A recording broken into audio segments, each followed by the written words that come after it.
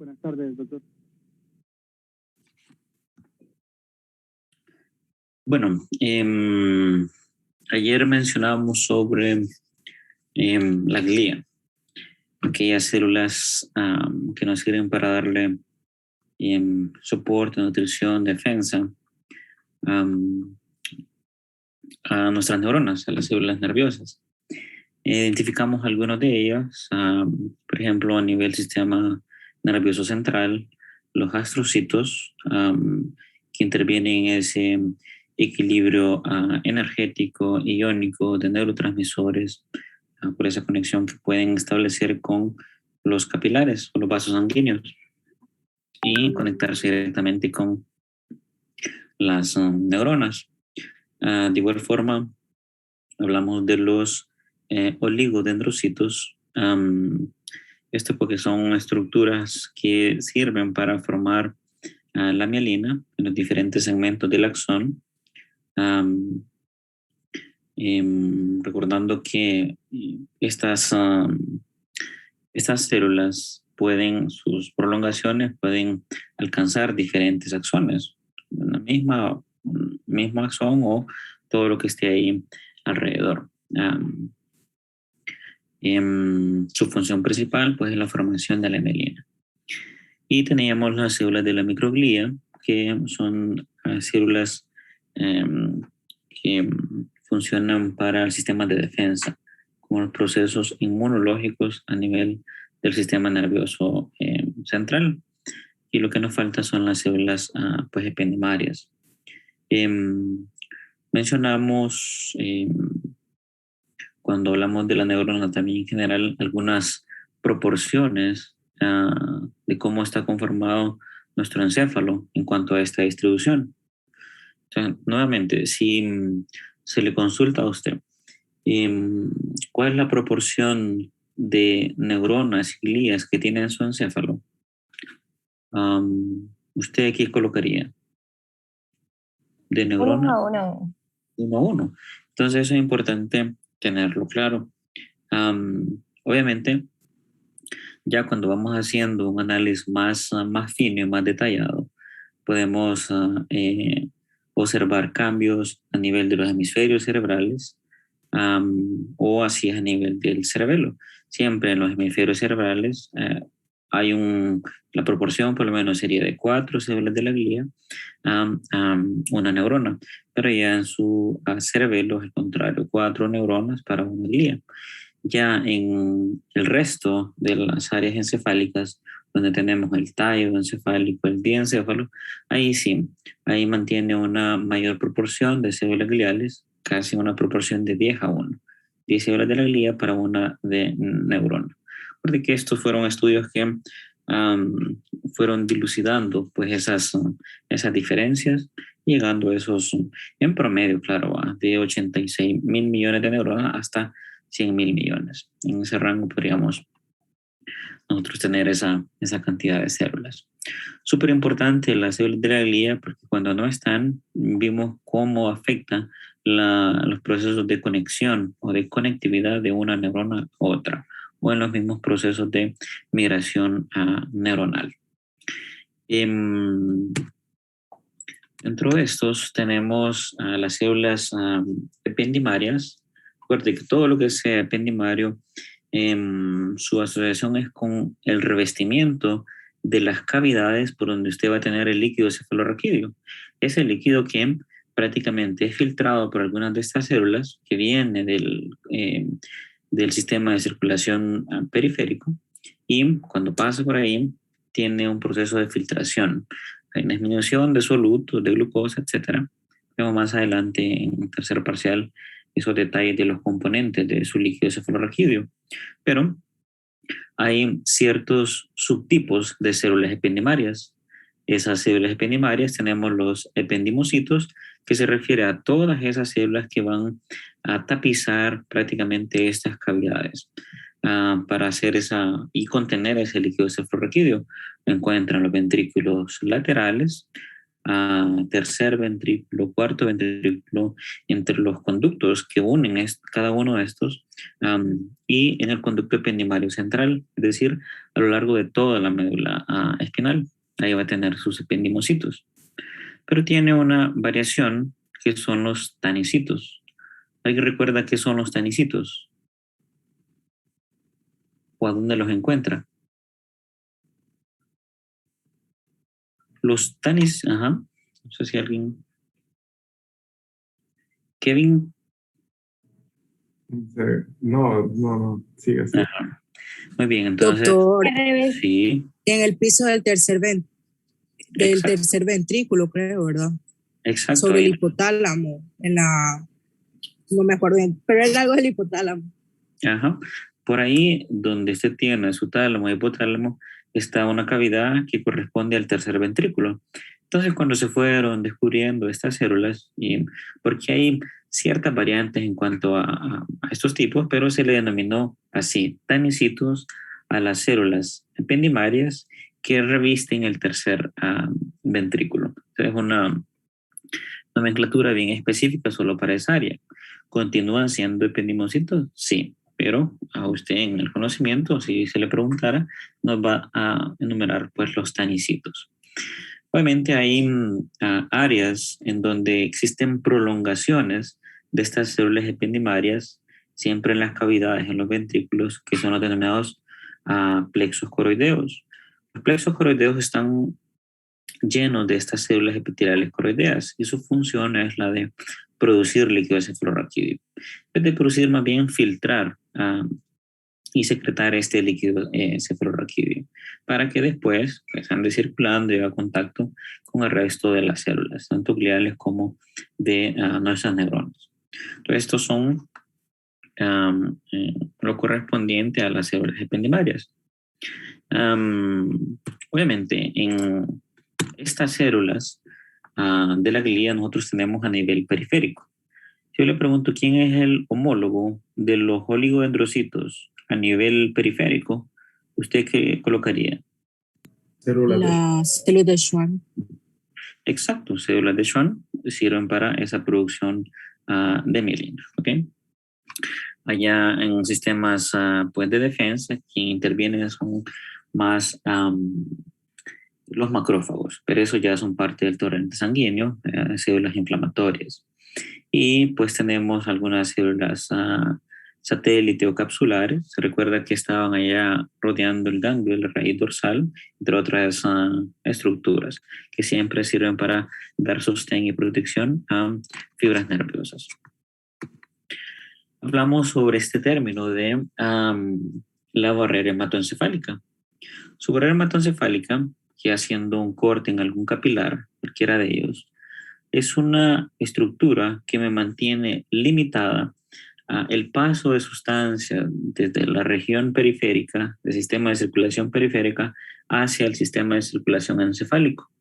Yo necesito igual hacer alguna filtración para que sustancias que hay externas no me dañen lo que tengo en mi encéfalo. El objetivo es mantenerlo lo más estéril posible y sin algunas células que pueden generar inflamación. Dentro de esta denominada barrera hematoencefálica, hemato de sangre, encefálica ya sabe, de las estructuras cerebrales, pues ahí enumeramos a varios componentes. Tenemos 4 componentes. Uno de ellos pues van a ser las células endoteliales, que estas son varias y van a estar revistiendo el capilar en la región interna, por acá, otra por acá, aquí sí es una de mayor tamaño, forma esquemática. Esta no es exclusiva de vasos sanguíneos cerebrales. Esto usted lo tiene a nivel periférico. Pero agregándosele a estas, va a tener esta estructura, los denominados pericitos, que también son otras células que están en la luz del endotelio y intentando siempre armar una estructura o un muro en el paso de las sustancias. Hay siempre algunos poros donde pueden traspasar sustancias de bajo peso molecular, algunas proteínas, medicamentos, etcétera. Pero estas células lo que van a hacer es por lo menos limitar el de las de mayor tamaño. Entonces mencionamos las células endoteliales, los pericitos y va a tener otro componente que son los astrocitos. Obviamente los astrocitos tienen esas prolongaciones que son los pies de los astrocitos los que forman parte de la barrera hematoencefálica. Y no podía faltar pues nuestra neurona. Aquí en el ejemplo dice una interneurona, pero ya sabe que interneurona también es una neurona, solo que es de asociación para conectar una con otra. Pueden haber diferentes tipos de neurona haciendo contacto en estas estructuras. Eso va a intentar pues modular vasodilatación, vasoconstricción, pero el objetivo es que por estos puntos, por estos poros, sea selectivo y no, por ejemplo, no pase albúmina, etcétera, porque eso puede causar inflamación y nos mantiene pues protegidos. Para eso sirve su barrera hematoencefálica con esos componentes: pericitos, célula endotelial, astrocitos y neurona. Hay algunas enfermedades en donde puede verse afectado. Vimos el ejemplo de un evento cerebrovascular que por la inflamación puede causar ruptura en estas células o dañarlas porque no hay flujo sanguíneo, necrosarse, y ahí queda pues un gran poro aquí, una abertura en donde puede permitir el paso de sustancias. Obviamente va a venir la microglía y los astrocitos para intentar defenderlo. ¿Okay? Entonces para eso sirve su barrera hematoencefálica.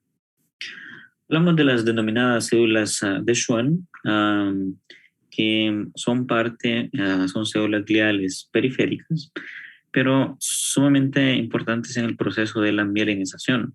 Nosotros tenemos esos axones que vienen del cuerpo o soma neuronal, pero a lo largo del proceso del neurodesarrollo comienzan a hacer una envoltura. O sea, envolturas que pueden llegar a formar 50 o más vueltas alrededor del axón, lo que va a permitir es que a través de este no haya una pérdida pues, del intercambio iónico y solo se haga en sitios desnudos, donde termina la célula de Schwann, los denominados nodos de Ranvier.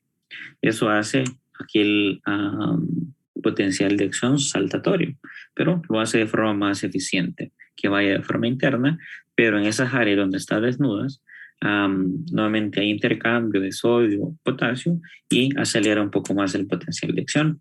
Para eso sirve pues la mielinización, con el objetivo de ser más eficiente en la transmisión de los impulsos nerviosos, de los potenciales.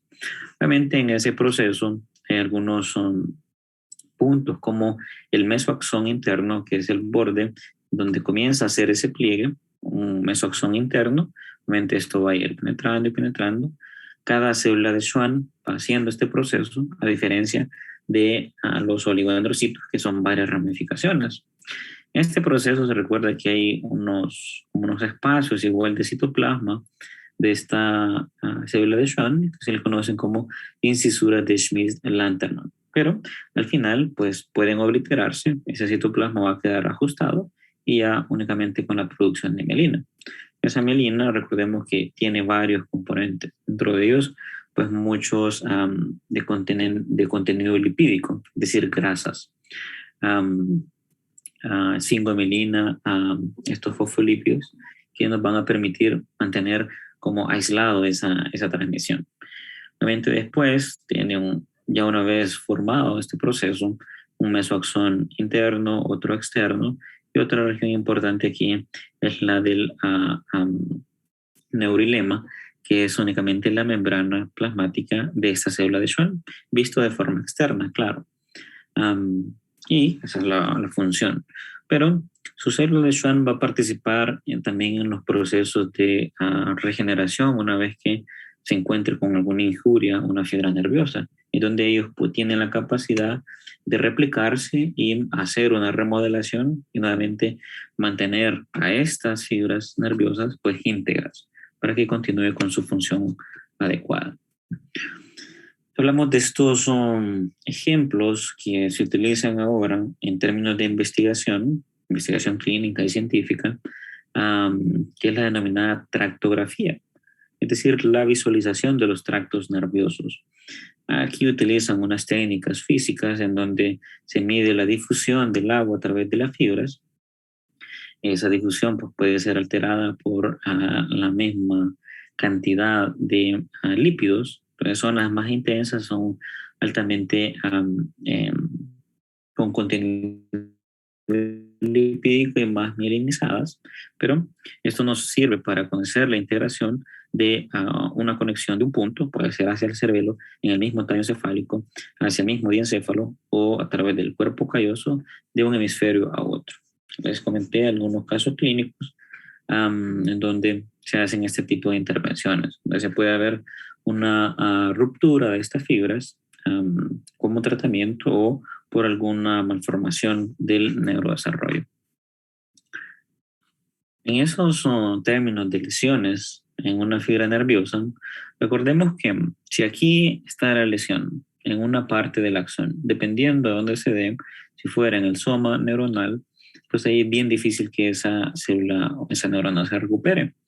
Pero a nivel del axón, una vez que se daña, dependiendo del tipo de daño, pues puede comenzar algunos procesos. Uno de ellos es el de la degeneración waleriana, que lo que implica o lo que significa es todos los cambios de regeneración a nivel distal desde el punto de la lesión. El sistema comienza, como estamos a nivel periférico, a estimular células inflamatorias. Dentro de ellas vienen pues los macrófagos. Y en el punto donde identifica que ese nodo Ranvier, la célula de Schwann, está íntegra, no está lesionada, comienza a hacer los cambios de forma distal. Eso es lo que denominamos como degeneración waleriana. Eso es un punto en los procesos de intentar mantener estable y regenerar esta fibra nerviosa. Pero a medida que se va dando esto, las células de Schwann también comienzan a hacer sus actividades, comienzan a regenerarse, a multiplicarse y puede haber una alta actividad metabólica en el cuerpo de la neurona. Va a haber una mayor producción de ribosomas, eso va a ser un desplazamiento del núcleo a nivel periférico con la intención de movilizar a través de las neurofibrillas y el citoesqueleto más proteínas para o ramificar esas fibras que quedaron lesionadas o extenderlas para que puedan unirse de forma adecuada. En esto siempre está actuando en las células de Schwann, se está dando esa reparación y puede ser que quede íntegra. O en otros casos, si fue tan severa la lesión, pues ahí va a ser como un muñón. Esto puede ya no alcanzar su estructura. Si fuera una unión neuromuscular, una placa motora terminal, pues ahí si fuera un conjunto de nervios importantes, lo que va a causar es atrofia, porque ya no va a haber estimulación en esa fibra nerviosa. Y otro problema es que esto se pueda reconectar con otras fibras y ahí dar alteraciones de la sensibilidad, alteraciones motoras. Algunos de los cambios que se dan en los procesos de regeneración de lesión de la fibra nerviosa.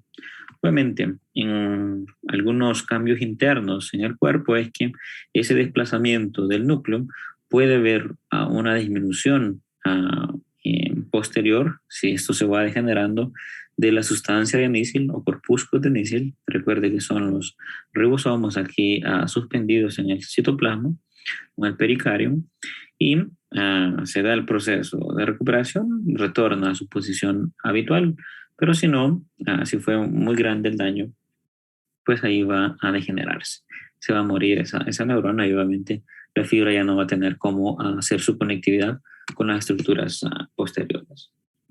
Así podemos pues encontrar algunos tipos de lesión nerviosa dependiendo su gravedad y dependiendo su mecanismo. Algunos que son únicamente depresión en la fibra nerviosa, como la neuropraxia. Aquí únicamente existe una contusión o una compresión leve, que una vez que se quita el estímulo, pues el potencial de acción comienza a pasar nuevamente. Una vez quitando esta injuria. Aquí no hay prácticamente lesión de estructuras internas. Recordemos que algo importante son el endoneuro, que es fibras que conectan los axones de forma interna. Si aumentamos un poco la intensidad de la lesión, podemos llegar a la neuropraxia. Aquí lo que tenemos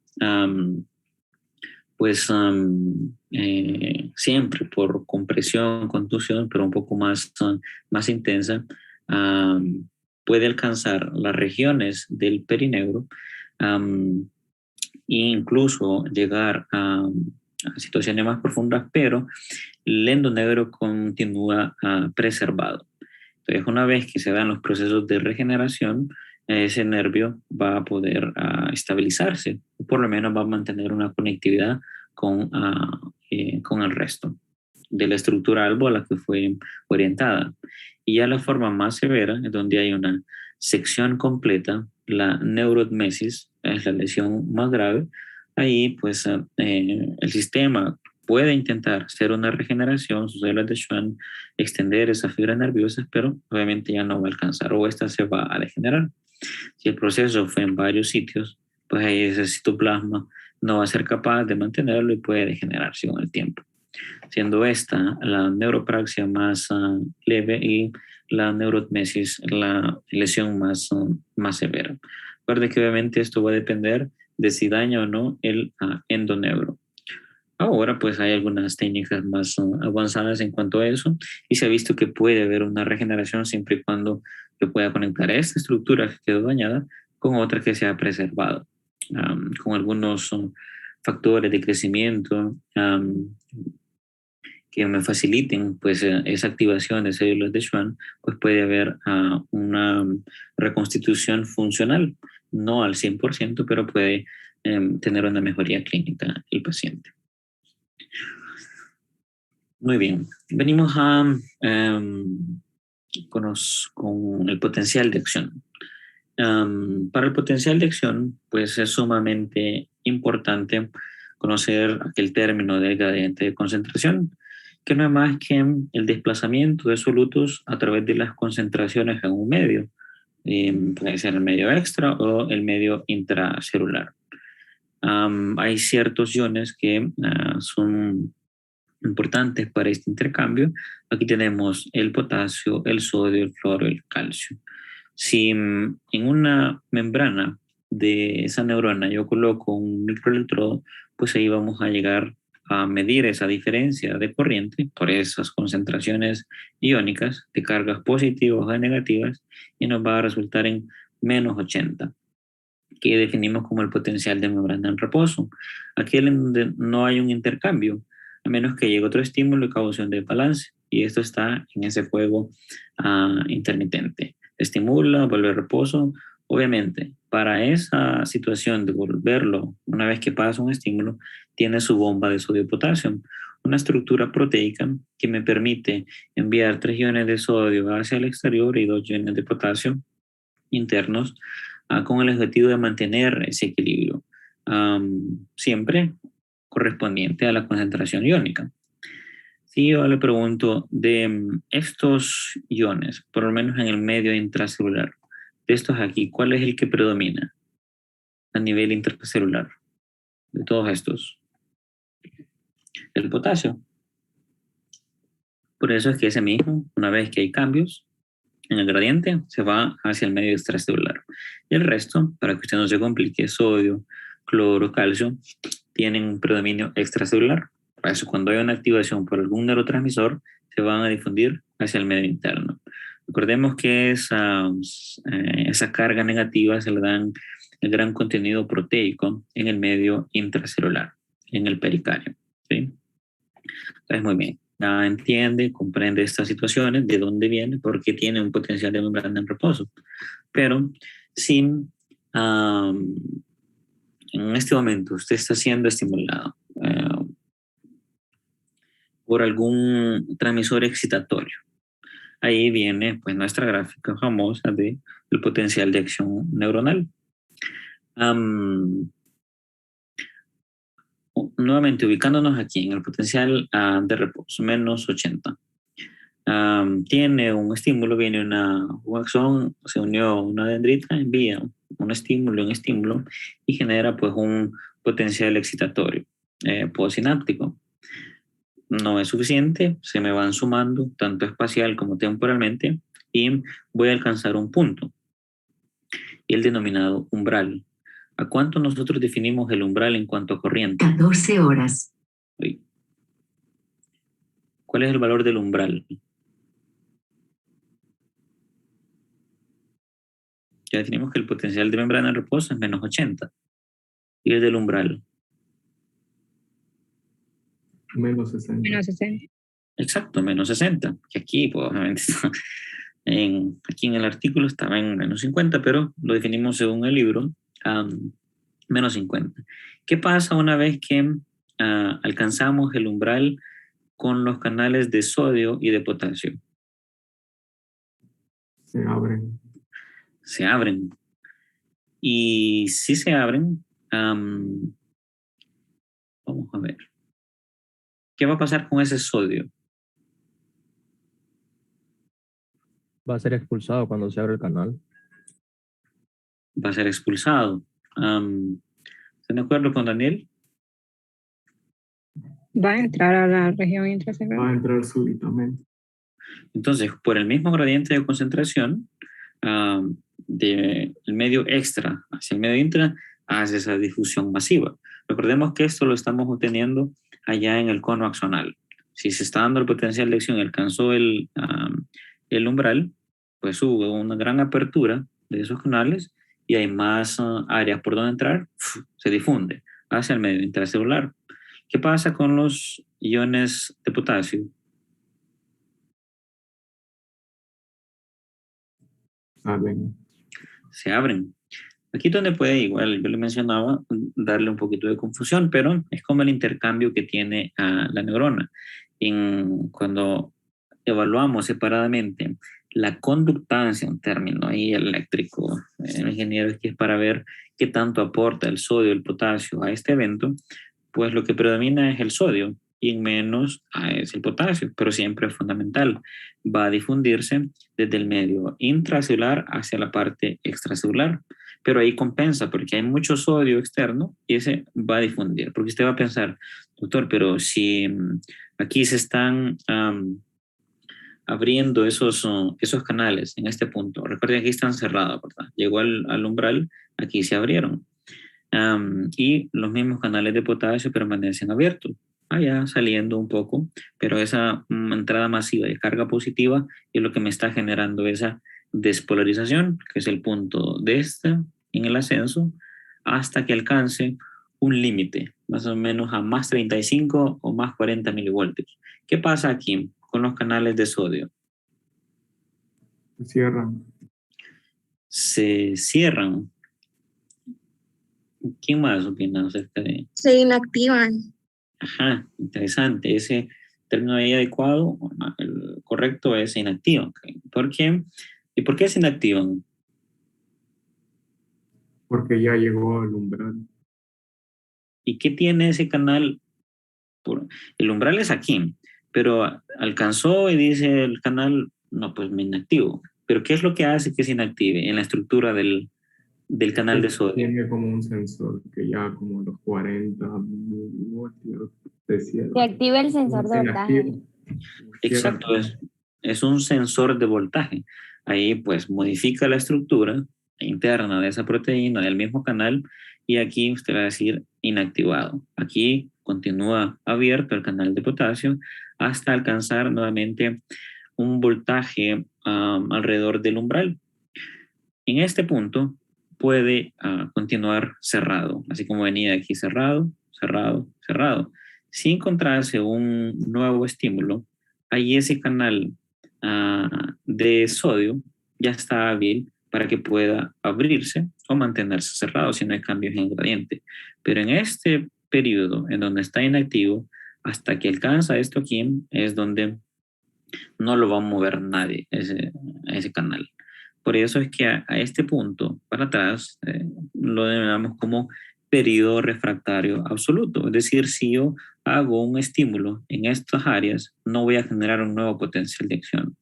Pero si aquí vino otra carga de PEPs, de potenciales excitatorios postsinápticos, ahí sí yo, por mi canal que ya está habilitado para cambios en los gradientes, puedo generar un nuevo potencial de acción y ahí definir esto como periodo refractario relativo. Entonces el absoluto y el relativo son en función de la inactivación de los canales de sodio. Y así está en este jueguito. Obviamente, su bomba de sodio-potasio está trabajando. Y la forma en donde trabaja más es aquí, en la repolarización, cuando estamos volviendo nuevamente hacia los menos 80. La célula puede llegar a esta membrana hasta menos 90, estar hiperpolarizada. Después retorna y está en ese proceso, menos 80. Ve el tiempo de 1 hasta 4 a 5 milisegundos, sumamente rápido. Está en cada membrana de su neurona. Muy bien, claros con ese potencial. Simple. Ajá. Y otro mecanismo. Usted desarrolló ese potencial de acción en el cono, se liberó y llega hacia el botón presináptico. Por aquí estamos hablando de la sinapsis con sus componentes, presináptico, postsináptico y la hendidura o espacio sináptico.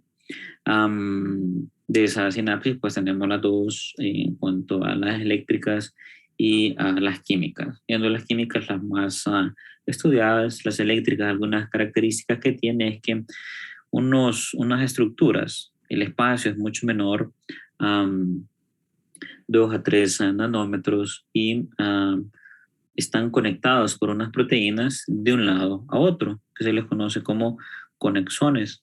Esos conexones tienen sus conexinas, que son como 6 estructuras en cada una de ellas, pero permitiendo el flujo directo de un punto a otro punto. Otra característica es que el flujo puede ser bidireccional, de este lado para acá o este lado para acá, si fuera una sinapsis eléctrica. En el caso de las químicas, pues tenemos un flujo anterógrado, es decir, en este sentido. Pero ¿qué pasa en este nivel? Esto pues se lo repetí un montón de veces y se lo vuelvo a repetir en el repaso. Llega a su potencial de acción. Ayúdeme alguien. ¿Quién me ayuda con este esquema? Para explicar más o menos esos pasos, esas secuencias.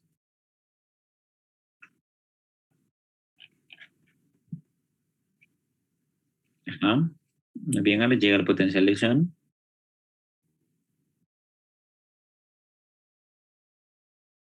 Estos aquí son canales de calcio dependientes de voltaje. Muy bien, se abren.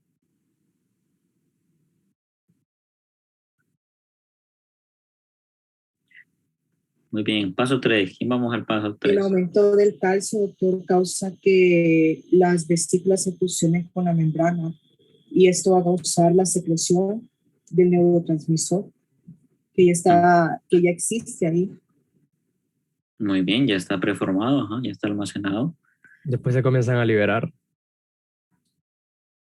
Se liberan hacia el espacio en hendidura sináptica y posteriormente Se difunde el neurotransmisor. Se va el neurotransmisor, se difunde para buscar a quién. Los receptores. Ya estamos en la membrana postsináptica. ¿Y qué pasa? ¿Qué pasos son los que ocurren allá en la membrana postsináptica? Ya lo tienen aquí, unido. Se van a abrir los canales iónicos. Y puede ocurrir dos, ya sea la depolarización o la hiperpolarización. Ajá. Pero para causar eso, ¿qué sucede específicamente en este punto? Donde, no sé si ven aquí. Si yo coloco este neurotransmisor y lo coloqué aquí, ¿qué va a suceder ahí en ese punto? Para generar el PEPS, el potencial excitatorio postsináptico. No hay entrada masiva de sodio. Ajá. Entonces, hay una entrada masiva, pero yo lo que quiero dejar claro es que una vez que se unió este neurotransmisor, esta proteína se va a abrir y a través de ella es que van a entrar los iones de sodio o calcio o cloro, dependiendo el neurotransmisor. Eso, dejarlo claro porque muchos piensan que se va a ir lateralmente a otro canal de sodio, de potasio, etc. Él lo hace a través del mismo receptor, ¿ok?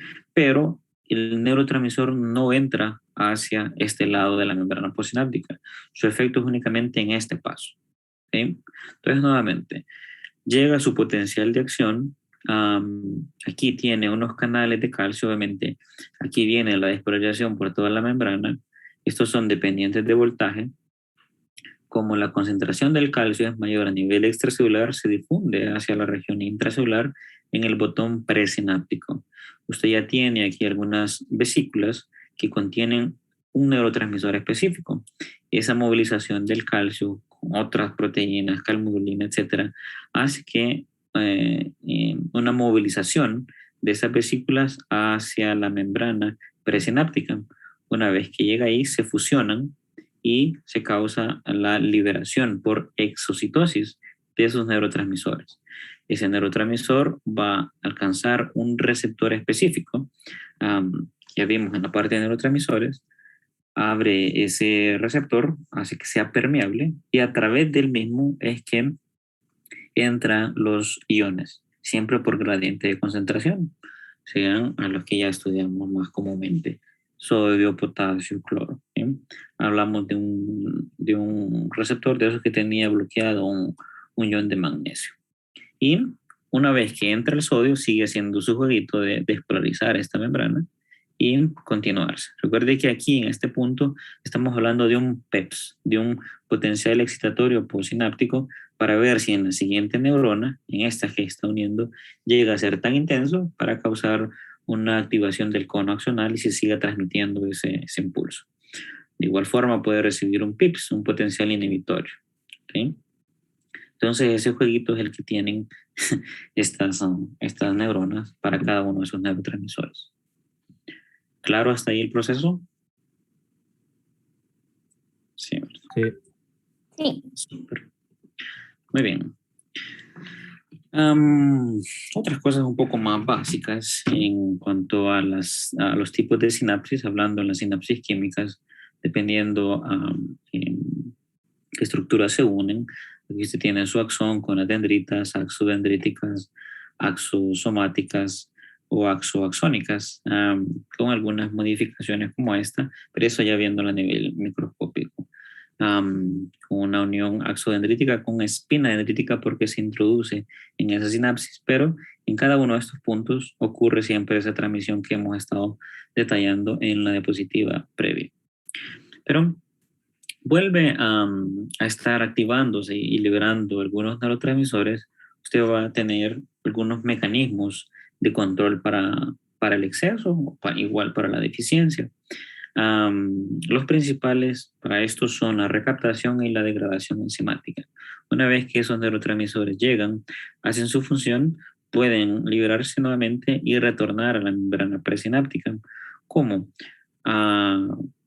Facilitados por algunas enzimas que degradan a sus componentes más básicos y después son o captados por los astrocitos o captados por esta misma membrana presináptica. Introducidos, se da el mismo proceso de síntesis y almacena nuevamente en vesículas y así estar disponible para otro potencial de acción con la activación de los canales de calcio. El otro medio que nos falta aquí de la recaptación, degradación enzimática, es la difusión, esa que puede extenderse en toda esta región y ser captada igual por otras sinapsis o predominantemente por el control que hacen los astrocitos en ese equilibrio de neurotransmisores. Esos neurotransmisores, pues abordamos algunos principales, siempre tomando en consideración su estructura química, es decir, aquellos que son derivados de aminoácidos como el glutamato, el GABA, la glicina, el aspartato, o aquellos que son derivados de monoaminas, aminas biogénicas, como el resto que tiene aquí: acetilcolina, noradrenalina, serotonina y dopamina. Y otros que son de estructura de mayor peso molecular, los denominados neuropéptidos o polipéptidos. Cada uno de estos, el proceso de liberación es el que explicamos previamente, pero vamos a clasificarlos dependiendo de si generan PEPs o si generan PIPs, si son excitatorios o si son inhibitorios.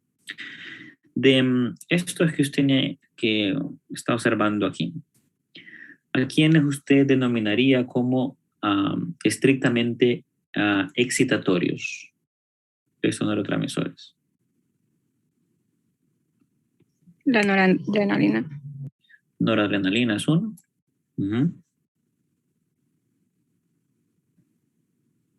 ¿Y el otro? Dopamina, bueno, que esos son mixtos ya después. ¿Cuál es el neurotransmisor excitatorio? Glutamato. Exacto. Es que no se le puede ir glutamato. ¿Okay?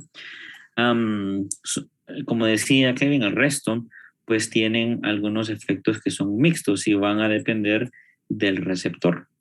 ¿Y el GABA? ¿Cómo lo catalogan? Inhibitorio. Inhibitorio. Exacto. Entonces, eso es sumamente importante.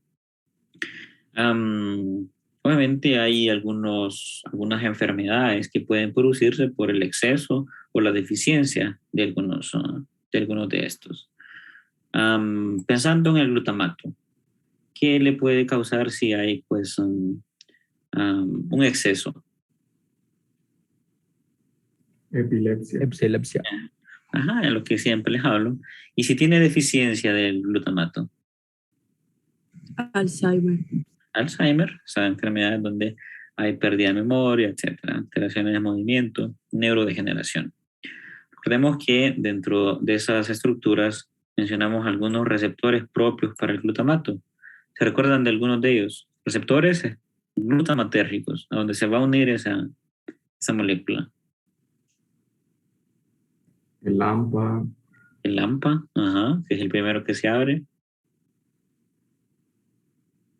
N-metildiaspartato, que es el NMDA. Y el otro, que es un poco más extraño, que es el caínico. Son los tres receptores glutamatérgicos que conocemos. El NMDA es sumamente importante para procesos de memoria. ¿Okay? Es aquel que tenía, aquel video que estábamos viendo, que tiene un ion de magnesio que lo está bloqueando.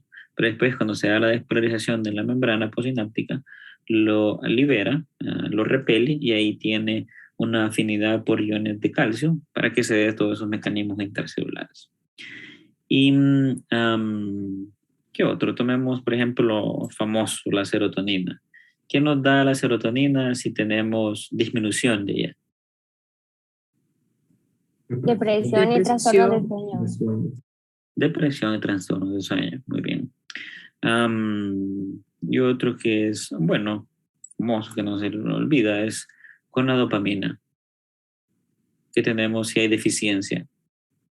Enfermedad de Parkinson. Enfermedad de Parkinson, que el temblor que es incontrolable, es involuntario. Si hay un exceso, puede haber, como hay mucha excitación neuronal, esquizofrenia, ver alucinaciones, etc. ¿Okay? Y así, ¿verdad? Con acetilcolina, exceso, contracturas o parálisis con su deficiencia, recordemos que ella actúa mucho en esa transmisión. O con el GABA, pues si hay disminución, puede haber somnolencia, sobresedación, ansiedad, correspondientemente, ¿verdad? Por un exceso o por una deficiencia. Si hay deficiencia, ansiedad. Si hay mucho GABA, como inhibe, le va a dar somnolencia, sobresedación, etc. ¿Sí? Pues revise usted esas diferencias. Nos fuimos a las terminaciones receptoras.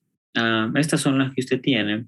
Vea que le doy el término de terminaciones receptoras, porque es lo que usted va a encontrar a nivel del sistema nervioso periférico y es un componente de ellos. A esas terminaciones receptoras las pudimos clasificar dependiendo la función o su estructura, es decir, su forma anatómica. Por su función, ¿qué clasificación se le viene a usted a la mente? Termorreceptores. Ajá. Mecanocirreceptores. Nociceptores. los electromagnéticos, los quimioreceptores. Exacto. Entonces tenemos mecanorreceptores, termorreceptores, nociceptores, electromagnéticos o quimioreceptores. Los noci, recordemos que son para el dolor, nocicepción. Y después vamos a dividir las estructuras, es decir, los receptores por su estructura, si son capsulados o no capsulados, o encapsulados o no capsulados, como le quiera decir. En esos, pues, si yo le coloco ese esquema y le digo, identifíqueme alguno que es no capsulado, ¿cuál usted denominaría? Los discos de Merkel. Discos de Merkel, uno aquí. ¿Y encontró algo otro? Las nerviosas libres. Las terminaciones nerviosas libres. Estas, recuerda que están como desnudas para captar estímulos de tacto, tacto protopático. Estas pueden transmitir dolor, pueden transmitir temperatura. Son bien inespecíficos, pero importantes en mecanismos de defensa. Igual Merkel es un poco más diseñado para la parte de este tacto burdo, este tacto poco sensible. Después, pues el resto nos queda como los capsulados o encapsulados. Ahí tenemos Meissner, Pacini y Ruffini. ¿Para qué nos sirve Meissner? Los corpúsculos de Meissner. Que le sacaron aquí un pedacito y ¡fua! Era para algo de la textura, para discriminar dos puntos. Ajá, entonces, si usted tiene esas texturas rugosas, lisas, etcétera, o la discriminación táctil entre dos puntos, usted utiliza o activa, mejor dicho, Meissner. Si yo le pongo a vibrar un diapasón, ¿cuál va a activar? Pacini. De Pacini. Exacto. Ya si yo le hago un estiramiento a la piel, pues ahí lo que viene es Ruffini. ¿Cuál es esto que está aquí? ¿Cuál es el ¿Cuál es la terminación receptora encargada de transmitirle sensaciones térmicas frías? De Krauss. Krauss, exacto. Entonces ahí le queda Ruffini para el calor. Estas cosas son importantes cuando veamos la evaluación clínica de un paciente con enfermedades neurológicas, porque después lo vamos a relacionar con los fascículos que va a llevar cada uno de estos. Hablamos del denominado uso neuromuscular, que es la estructura sensitiva a nivel de los músculos esqueléticos que le da información de movimiento, es decir, esa propiocepción. Si está cambiando un ángulo, si está movimentándolo, se lo está estirando, se lo está relajando. Toda esa información se va a dar por estas estructuras. Recuerde que su uso va a tener una vaina de tejido conectivo, eso que está ahí al fondo, y dentro de ella va a tener un sinnúmero de fibras, pero que tienen algunas características dependiendo su morfología. Unas son las denominadas fibras intrafusales, que son estas dos, pero cada una tiene su nombre. Las fibras en saco o bolsa nuclear, recuerde que esa fibra esquelética tiene varios núcleos, y la otra denominada en cadena nuclear, por esa disposición. En cuanto a la función sensitiva, si yo estiro o si hago una contracción, relajación de esas fibras, pues tenemos estas que se les conoce como fibras anuloespirales, ¿vale? Eso me va a permitir percibir esos cambios en la distensión del ecuador de esta fibra. El ecuador me refiero a ese nivel central o ese nivel medial en cada una de ellas. Esa información obviamente se va a transmitir para irse a la médula espinal, o que ascienda o ahí mismo hacia un mecanismo de retroalimentación para llegar a las astas anteriores. Por otro lado, va a tener siempre información sensitiva las terminaciones en ramillete, que son de una forma más periférica. Ya la inervación motora, porque ve que aquí hay unas fibras transversas en los usos neuromusculares, pues eso también puede hacer una contracción de la fibra Una cosa es la inervación sensitiva, que está por los anulos espirales y en ramillete, y otra es por la inervación motora, que en general son fibra gamma. Siempre fibras mielinizadas, pero de menor diámetro. Esto va a ser de forma coordinada y conjunta con las llamadas fibras extrafusales, que este ya es otro asunto, pero que una vez que se contrae esto, esta puede estar unida por ese extremo o en otra fibra allá y causar una distensión en este nivel y transmitir esa información a la médula espinal. Justamente son los componentes de su uso, siempre están dispersos en toda la fibra muscular esquelética, pero sobre todo aquella con la unión tendinosa. Ahí donde va a ser más la mayor densidad de ellas para esa información. Si nos extendemos hacia el mismo tendón, vamos a tener otra estructura que es el órgano neurotendinoso de Golgi. ¿Qué implica eso? Es que en toda esta extensión va a encontrar receptores que son perceptibles a la tensión cuando hay mucha contracción muscular en estas fibras y fue interpretado por los usos neuromusculares, envió esa información y se sigue manteniendo, pues va a activar estos puntos y eso va también a enviar otra información, vea que es como un punto de control o relevo para llegar a la médula espinal y decirle, no, hay que relajar esa fibra porque puede dañarse, es decir, por una ruptura tendinosa, etc. O por el exceso mismo de la contracción. Entonces, en este sistema están dando la información tanto el uso neuromuscular como el neurotendinoso. Ambos funcionan en la información propioceptiva, esa que nos da esa movilidad interna de nuestro cuerpo, o percepciones exteroceptivas también, ¿okay? Pero siempre van a predominar para la propiocepción, la movilidad de nuestras fibras, sobre todo musculares y tendinosas.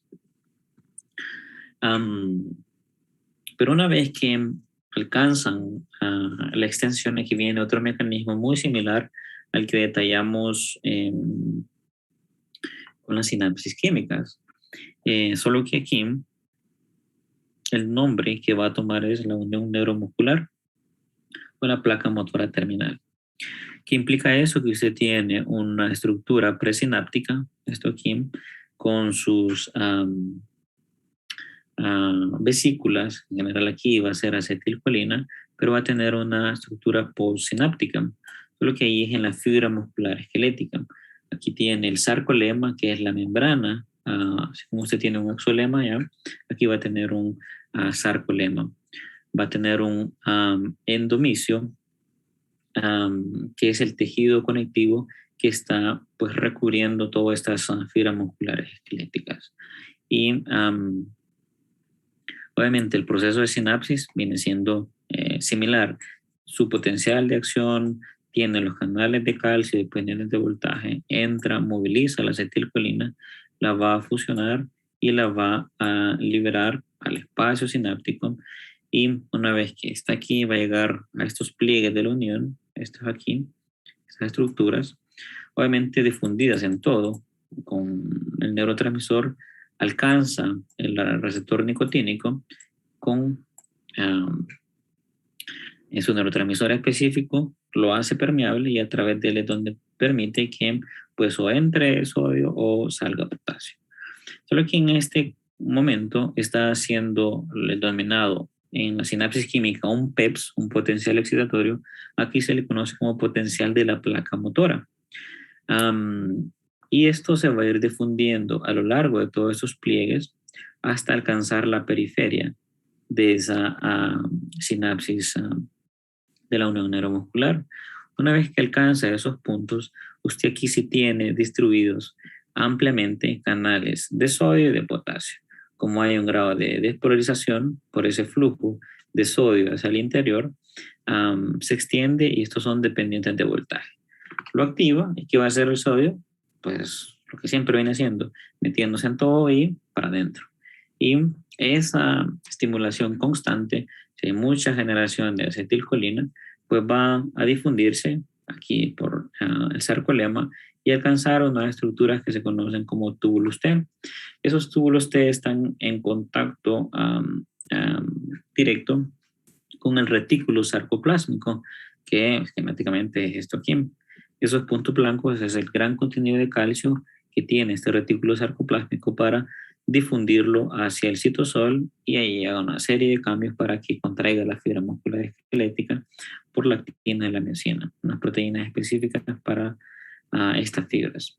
Obviamente, una vez que ya cumplió su función, este neurotransmisor de la acetilcolina se retira y vuelve a cerrarse para quedar listo para un nuevo evento. Y así está haciéndose cada una de estas contracciones.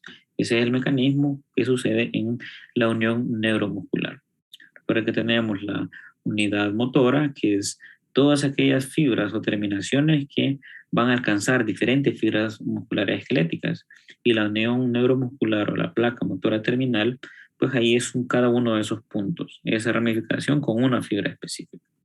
Dependiendo, si necesito fuerza, pues van a haber muchas más, pero si quiero ser más específico, son fibras en menor densidad para una mayor especificidad de esa función. ¿Qué pasa en el músculo liso? Pues aquí tenemos las fibras nerviosas que vienen, pero con algunas regiones desnudas. Es decir, que van a hacer contacto directo con la fibra muscular lisa. El proceso de la neurotransmisión es similar. La diferencia es que se va a difundir esos cambios por la membrana plasmática de esta célula muscular lisa, pero va a encontrar estas áreas de comunicación muy similar a las sinapsis eléctricas, y ahí se va a difundir esos cambios iónicos para estimular inicialmente esta fibra, después estimulo esta, o simultáneamente envío información para que se me active esto.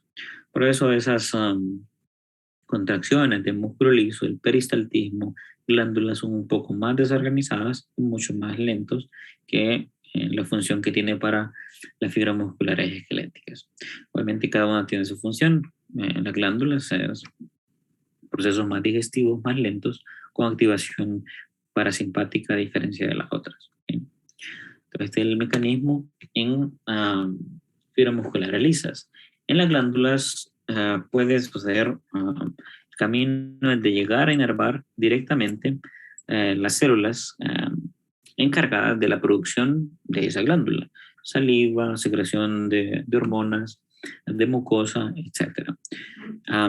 Y una vez que alcanza, hacer esa estimulación directa por acetilcolina. Otra forma que ya interviene el sistema nervioso simpático y parasimpático es por la inervación a los vasos sanguíneos en las glándulas. Si yo voy a producir vasoconstricción o vasodilatación para o reducir o aumentar la producción de esa glándula. Pero aquí, pues que no son tan descritos, pero pueden alcanzar directamente a estas células y seguir produciendo esas sustancias. Muy bien. Con los nervios. El término de nervio periférico,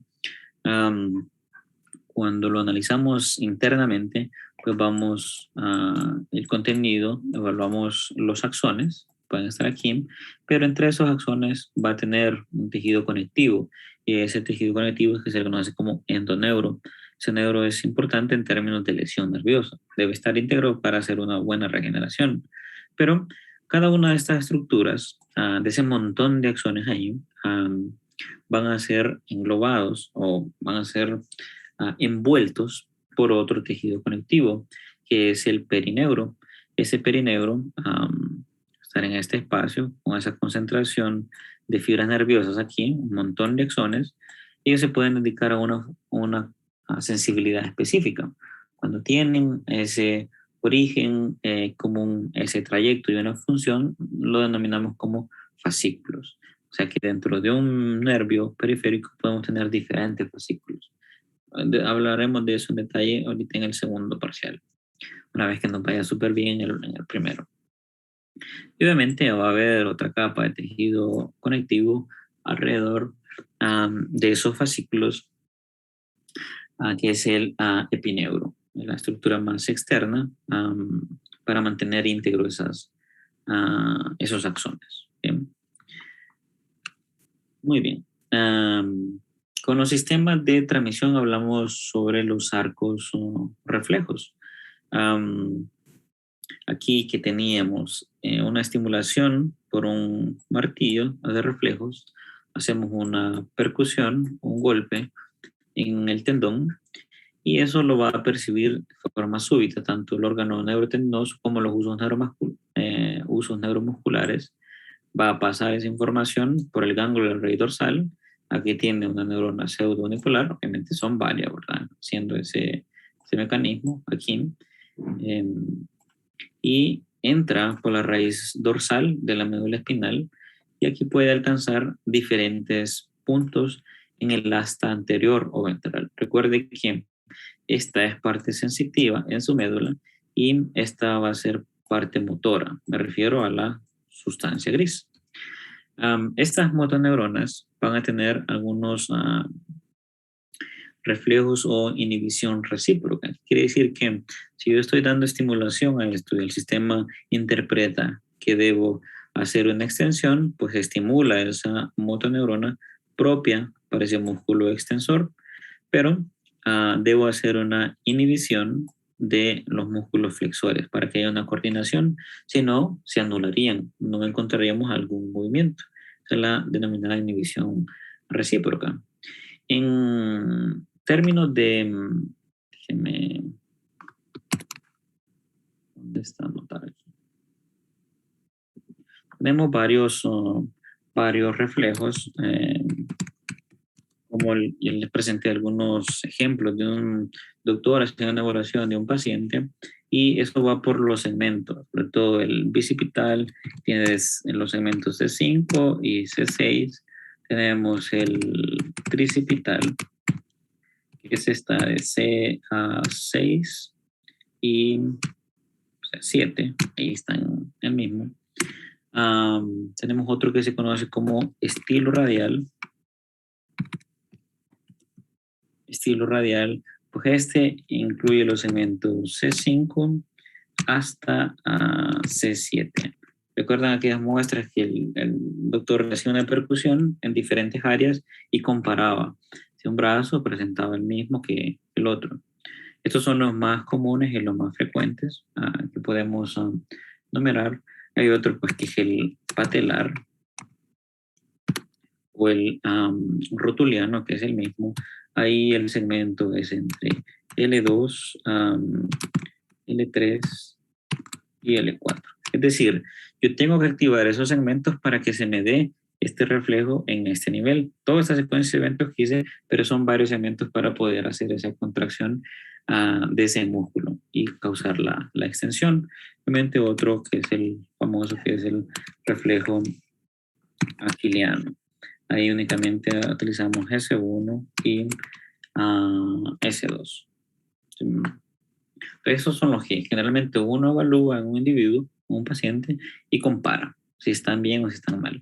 Ya que encuentre una hiporreflexión, pues eso ya nos va a orientar alguna lesión dependiendo del tracto y dependiendo si es a nivel de la médula espinal o allá a nivel encefálico. ¿Okay?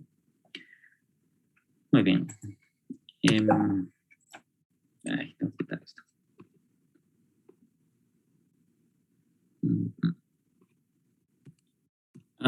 Siempre en términos del sistema nervioso periférico hablamos de los denominados pares craneales, pues nosotros vamos a estudiar en detalle cada uno de ellos. El objetivo en este momento es solo conocer o identificar los componentes del sistema nervioso periférico. Ya hablamos de las terminaciones receptoras. Tenemos los ganglios, que pueden ser sistema nervioso autónomo, simpático o parasimpático. Tenemos los denominados pares craneales. Ahí nuevamente el olfatorio, el óptico, motor ocular común, patético troclear, trigémino, el abducens, el facial, el vestíbulo coclear, glosofaringio, el vago y el espinal accesorio y el hipogloso. Solo para una enumeración de cada uno de ellos. Estas fibras a lo largo de la médula espinal pues van de las raicillas anteriores y dorsales, pues se unen para formar los determinados nervios raquídeos o espinales. pero existe una distribución de cada uno de ellos. Eso es que a nivel cervical vamos a tener desde C1 a C8. Vamos a tener 8 segmentos, poner 12 segmentos torácicos, 5 lumbares, 5 sacros y un coxígeo. Esa distribución pues, nos va a permitir formular algunos plexos para determinar la inervación de cada uno de esas áreas, o sea de piel, o sea de músculo, o sea pues de alguna parte ósea o de ligamentos, ahí donde intervienen los denominados dermatomas. Recordando que el dermatoma es un área de piel inervada por un segmento medular específico. Esto nos sirve en la evaluación clínica para determinar algunos niveles de lesión de la médula espinal de algún fascículo específico, dependiendo del tipo de información, si es propioceptiva, si es de tacto, si es dolor, si es térmica, etc. En ese mismo sentido tenemos a los miotomas, que son grupos musculares inervados por segmentos medulares específicos, y los esclerotomas. Y ahí esta distribución viene un poco más ramificada y más diversa en los miembros superiores e inferiores por la extensión en el neurodesarrollo y propio de las somitas. ¿Sí? De ahí donde se deriva todo esto. Muy bien. Y pues finalmente entramos al proceso de los dos sistemas nerviosos autónomos, el sistema simpático y el parasimpático. ¿Me podría mencionar algunas diferencias entre ellos? ¿O cuáles son las características que se le quedaron de el sistema simpático? Cuénteme el simpático. ¿Qué piensa usted? Algunas características. Que el simpático era para alerta y el parasimpático ya era como para procesos cuando uno está tranquilo, la digestión y todo eso. Ajá. Muy bien. Su ubicación nerviosa es toracolumbar. ¿Cómo es que? Toracolumbar. Ajá, exacto. De T1 a L2 es la topografía, la división del simpático. Y usted está viendo ahí el parasimpático, que es más una extensión cráneo-sacra. Solo de aquí a esas inervaciones, que son complementarios.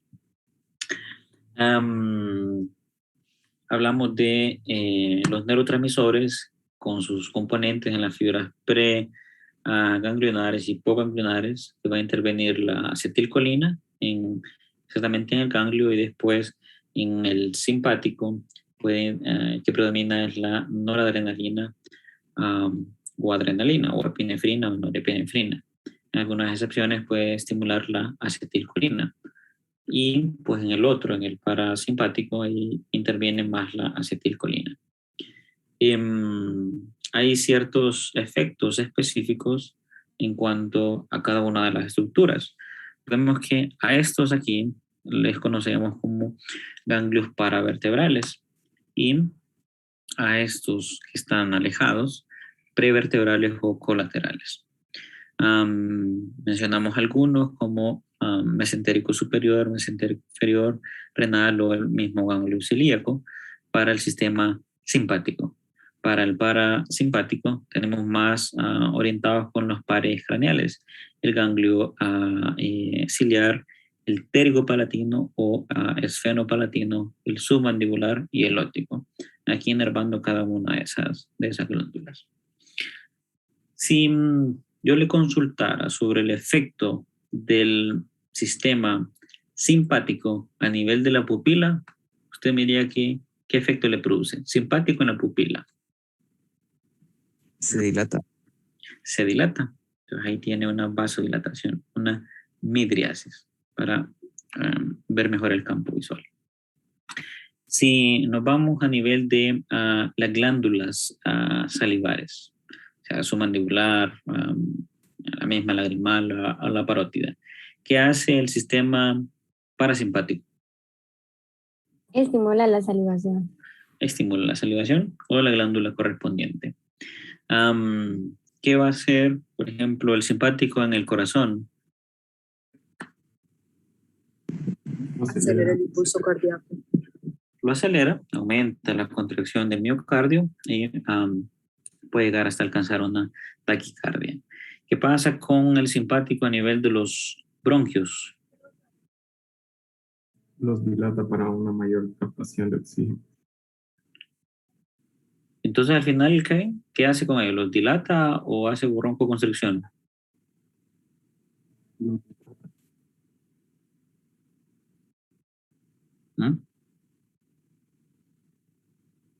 ¿Broncodilata o broncoconstricción?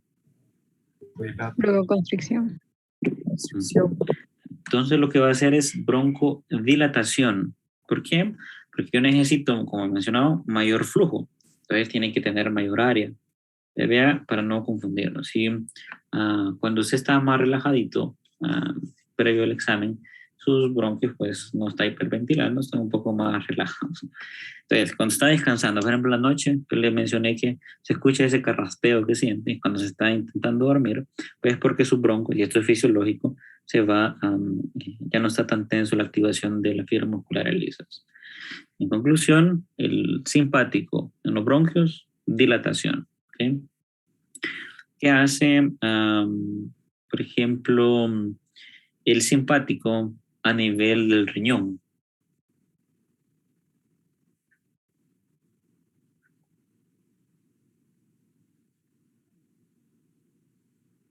Va a secretar adrenalina. Casi no lo entendí, Gina. Secretar adrenalina. Entonces, eso lo va a hacer, Gina, a nivel de la médula suprarrenal. Son dos estructuras diferentes. Aquí tenemos nuestro riñoncito y la médula. Aquí sí, ahí sí le acepto que el sistema simpático va a estimular esa médula para producir adrenalina y noradrenalina. Y después se va al torrente sanguíneo. Pero a nivel del riñón, ¿qué qué efecto podemos tener? ¿Para qué le sirve el riñón a usted? Sirve para filtrar la sangre y va a haber vasoconstricción. Entonces ahí viene el efecto. Si usted produce una vasoconstricción de las arterias, ahí lo que va a hacer es disminuir el flujo hacia la irrigación del riñón, por lo tanto va a disminuir la producción de orina. Porque el riñón eso es lo que hace, filtrar todos los componentes de desecho del metabolismo de cada célula que se tiene en su cuerpo y ahí lo filtra. Y si lo necesita evacuar, si lo necesita desechar, se va a través de la orina.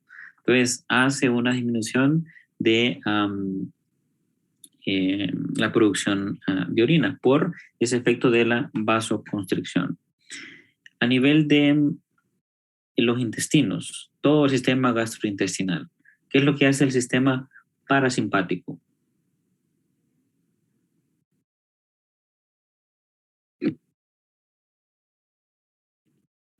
Lo estimula. Lo estimula, pero ¿cómo?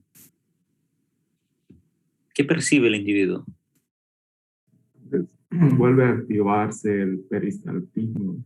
Entonces ese movimiento de contracción de músculo liso a nivel intestinal se llama peristaltismo, lo aumenta. El ruidaje que usted tiene cuando tiene hambre, pues ahí es una estimulación. Eso lo hace el parasimpático.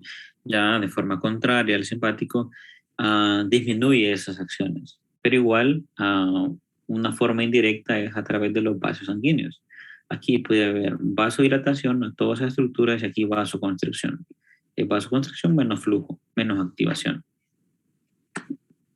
Vámonos a el esfínter anal interno. ¿Qué hace pues el simpático? Contracción del esfínter.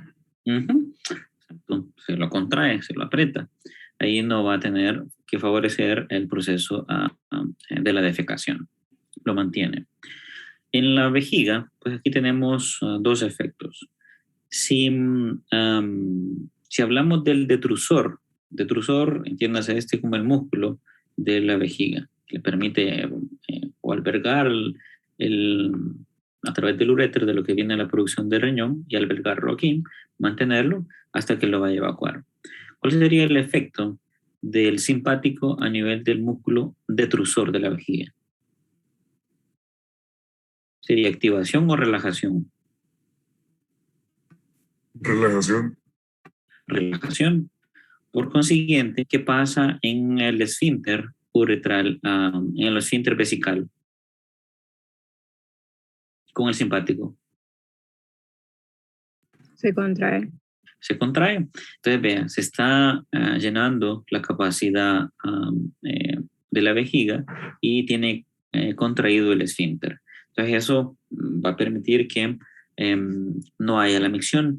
Si ya por el contrario viene esa poca activación simpática y favorece el proceso de parasimpático, ahí sí va a activar al músculo detrusor de la vejiga y va a relajar al esfínter para que pueda darse la micción. Es un proceso equilibrado, uno y otro. ¿Qué pasa con los vasos sanguíneos a nivel de los músculos esqueléticos si hay activación simpática? Vasos sanguíneos de músculo esquelético. Vasodilatación. Vasodilatación. Y ahí se entiende la lógica de que yo necesito tener mayor aporte en esas fibras, pues necesito mayor flujo, mayor oxígeno, mayor nutriente. ¿Qué otra estructura nos queda? En las glándulas sudoríparas. ¿Qué pasa con las glándulas sudoríparas? Con la activación simpática. Se estimulan. Se estimulan. Esta es una de las excepciones en donde solo hay activación simpática en esas glándulas. Usted se puso nervioso y no se sabe la respuesta y se le va a acabar el tiempo, se pone a sudar y pues realmente después hizo la respuesta correcta y ya se le pasó el susto. Entonces ahí solo hay una activación simpática de las glándulas sudoríparas. Ahí cuando ya no hay activación simpática se relaja y vuelve a estar disponible para eso. No hay una inervación parasimpática en ese sentido. De ahí es algunas de las excepciones que es importante tenerlas en cuenta. ¿Ok? Pues muy bien, jóvenes. Creo que estamos más que preparados para el primer examen parcial. ¿Alguna duda, alguna pregunta? Estamos clarísimos, ¿verdad? Entonces, pues bien, el examen voy a tenerlo disponible, pues ya a partir de la 1:30 usted va a poder acceder al examen. Una vez que entra, pues ya cualquier dificultad, como le he dicho, me notifica. Cortes de luz, de internet, etcétera, para ver qué solución le podemos dar el mismo día o en esa misma semana. ¿Okay? Yo voy a estar disponible en el horario del examen por cualquier eventualidad. ¿Todo claro, jóvenes? ¿De acuerdo? Sí, sí, sí. Así parece.